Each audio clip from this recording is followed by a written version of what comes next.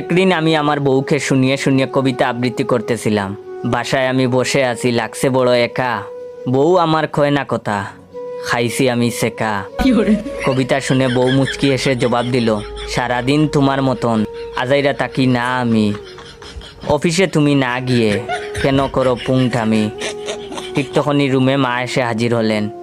আমাদের এমন ছন্দ দেখে মা বললেন, ছেলে আমার রইছে বাসায়, করে না কেউ যতন, মুখটা তার হইছে এখন বিড়ালের মতন।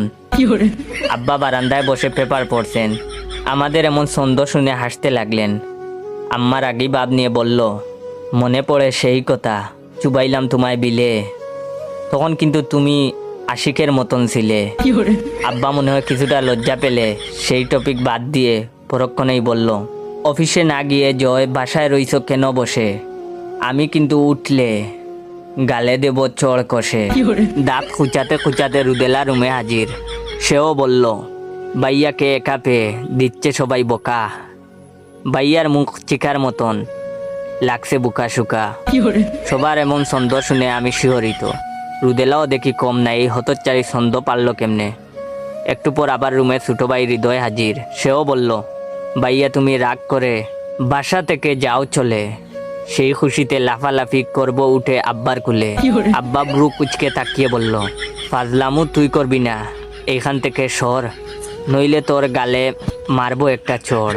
আমাদের সবাইকে অবাক করে ডিগবাজি দিয়ে রুমে আমার ফ্রেন্ড রিয়াদ হাজির। সে এসেই আমার পেটে গুতা মারল। তারপর বলল, সবাই এত বক্সে তোরে, লজ্জায় যা মরে, সেই সুযোগে 40 খেয়ে ঘুরবো গুড়ায় চড়ে। তারপর আর কিছু মনে নাই। জ্ঞান ফিরে নিজেকে হাসপাতালে আবিষ্কার করলাম। ডক্টর আমাকে দেখেই বলল, তোমার পরিবারের সন্ধ্যের মেলা, এই যে দিলাম ওষুধ, খেয়ে নিও 3 বেলা।